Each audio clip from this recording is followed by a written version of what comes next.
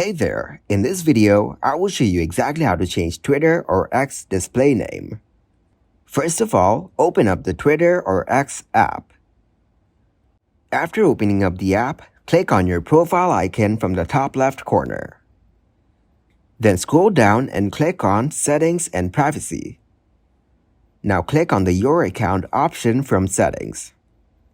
After that, tap on Account Information and click on Username. You can enter your new username in here, then tap on Done. But as we want to change the display name, for which you have to get back to the home page. Then click on your profile icon from the top left corner and go into your profile from here. Now click to edit your profile, and from here, you can change the name of your profile, which is your display name. Simply tap on it, then enter the new name and save it. Thank you very much for watching, and don't forget to like this video and subscribe to the channel.